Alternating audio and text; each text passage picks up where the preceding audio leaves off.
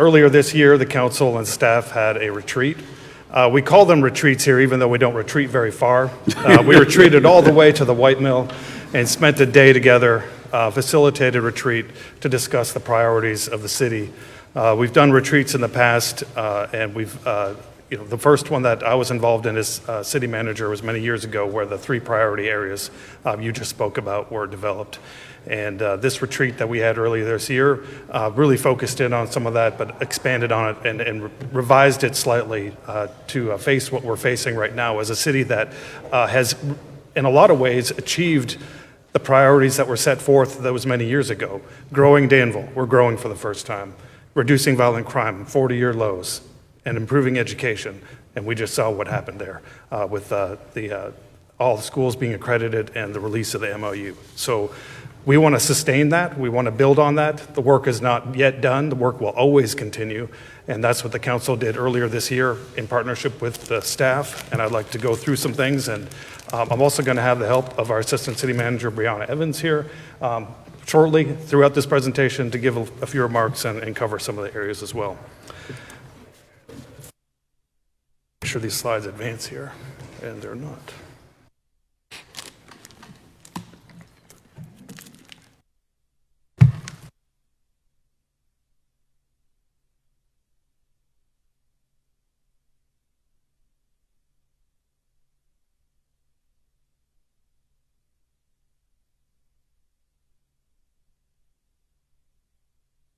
Close out of this one.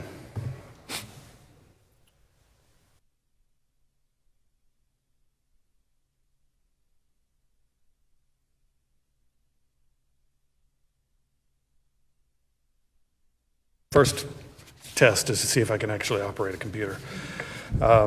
So the retreat helped set the tone for how council wants to work together and how we can continue building on the positive momentum of the city.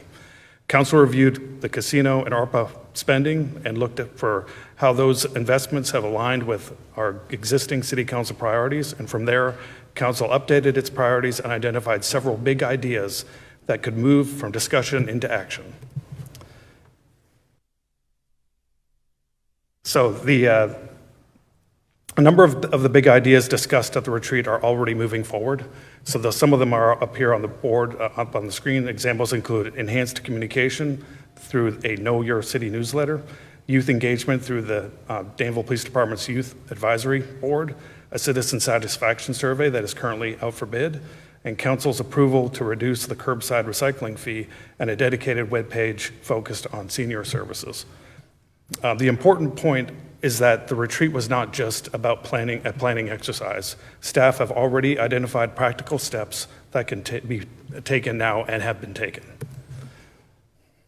This is a graphic showing the new priorities. You'll see here that many of them are the same.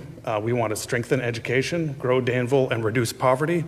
And all of them have arrows that point around each other because they all impact each other in some way. And undergirding all of that is partnerships. So in order to be successful in all of these areas where we want to grow Danville, strengthen our education, and reduce poverty, we need the partners to help us to move that forward. I'm going to go into a little bit more depth on each of these areas. So under Grow Danville, as everyone knows, it's about growing a robust, resilient local economy, supporting stronger middle class, and building more homes, expanding affordability throughout our community. Strengthening education includes sustaining the momentum of accreditation. So we also are celebrating that the schools are all accredited. But in order to maintain that, we've got to sustain that. It's not a goal to be achieved, it's a milestone that's been achieved, and we need to keep moving forward and sustaining that effort, as Dr. Hairston just mentioned. We want to support youth career readiness and academic excellence, and we want to invest in workforce education beyond the classroom and for all ages. Reducing poverty. This is a new goal. That's something that has been critical to the cities, that will be critical to the city's overall success if we do not reduce poverty, if not everybody can participate in the growth and the opportunities that are coming our way, then we are not going to be able to claim success. So we want to lower the percentage of residents, including children, living in poverty. We want to have specific attention on the priority population and coordinate workforce development, social services, housing, transportation, education, and more. Partnerships. As I said before, none of this happens alone. We need to work with our partners in order to make all of this happen. Some pictures of there show examples of us working with the community and partnering on various activities that have been successful in Danville. And the work with these agencies and organizations help to achieve these shared goals. I'm going to turn it over to Assistant City Manager Breonna Evans to walk through a few more of these slides. Thank you. Good evening, Council and members of the public. A few months ago when I started, Council affirmed its investment in economic mobility. We talked together about the value of making sure that every resident is able to meet their basic needs, able to have stable housing and employment, and able to save for their own and their family's future. Council's priorities set in the retreat earlier this year reaffirmed that approach to governing and to working together as a community. Strengthening education means equipping residents with the skills and credentials needed to thrive in our community and to get stable employment. Reducing poverty is about removing the barriers that prevent people from getting housing and employment that works for them. Growing Danville creates the jobs and the investment that we need to sustain a community that can be resilient in the long run. And again, all of this happens when we work together with the other institutions and organizations here in Danville.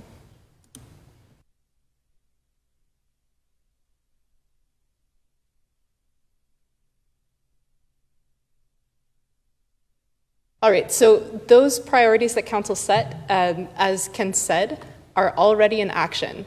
In this year's budget, staff have already identified ways to move the priorities forward. Under strengthening education, that includes working through Project Imagine to connect youth with part-time and full-time apprenticeships, bringing earning and learning to the forefront for youth across our community. In reducing poverty, the community development team is working with developers, both private and nonprofit, on building more homes in our community, making sure there is more affordable and safe housing for all. In growing Danville, the economic development and tourism team is working with partners across the city to identify the needs of small businesses and work together to address those needs, ensuring every entrepreneur has a shot here, that everyone is able to build a sustainable future in this community. Some of the next steps from the retreat. First is working on the fiscal year 27 budget. It's already almost that time.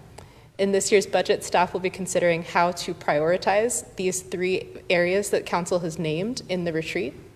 Staff will also be working on a capital projects priority system to help guide the way that land and buildings are purchased and managed through the city. The third area is a resident survey and strategic plan. So this is about taking the priorities and turning them into clear action that is long-looking. So we want to make sure that not only did we hear the priorities, but we check with residents, are these the things, are we understanding what is really needed in each of these areas from our residents? And then how do we turn our understanding into change that lasts for a long time? I'm going to briefly talk about strategic planning because this community has been through a lot of planning. And so just to remind us why we might be doing this, strategic plans, again, are about turning priorities into results. So we are trying to align City Council and staff on the things that matter most. Dr. Harrison talked about the experience of Danville Public Schools and making sure that every part of the school system was working together, that they weren't just in parallel processes, but that their work was building into something greater than the sum of its parts. That is what we're talking about with alignment through a strategic plan. Focusing resources. We know our resources are limited, both in terms of people, in terms of time, in terms of money. So making sure that we spend those resources in the places where they can have the greatest impact, that we know what to say yes to and what to say no to. Encouraging accountability. When we have a plan and we're clear about what we're trying to do, we can also tell the public, here's how we're doing, here's where we are in the progress. And then last, responding and adapting. When we're clear on what we're trying to do, we're also able to say, okay, this is not working or this is working. Something has changed and now we need to try something different. A couple of the key points here are that we will be bringing a citywide mission vision statement to Council for approval, along with a set of outcomes related to each of the priorities that Council has set. These will be informed by community, and so there will be community engagement attached to this. Eventually, departments will work with the city manager on developing departmental action plans that say more specifically, this is how this department is contributing to the priorities of council.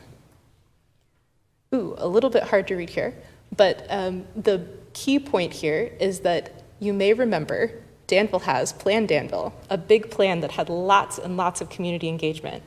That comprehensive plan is a 20-year plan for the city. So it says where we want to be 20 years from now. Citywide mission, vision, This statement to strategic council. planning effort is to help us figure out how do we move forward in the next 3 to 5 years? What are the things we're going to do to make Plan Danville come to fruition?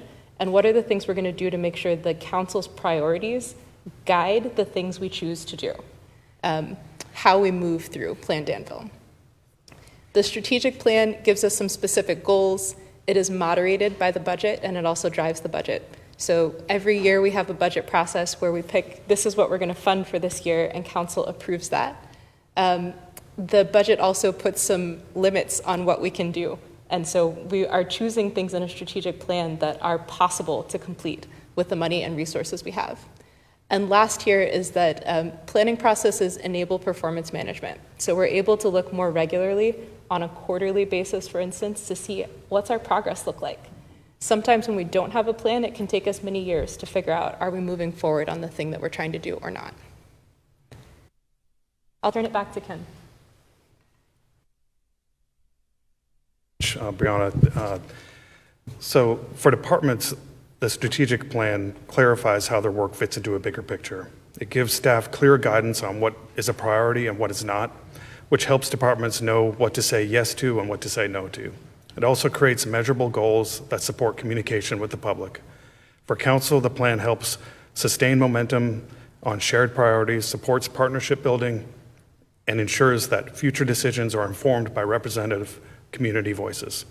In short, this work helps council, staff, and the public see how individual decisions connect to the larger direction of the city.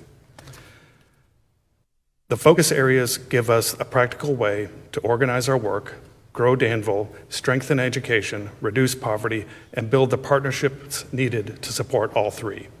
The strategic plan will help us move from priorities to measurable outcomes, from discussion to action, and from individual efforts to coordinated progress. Most importantly, this keeps the focus on improving economic mobility, strengthening community well-being, and making sure Danville's momentum benefits the people who live here.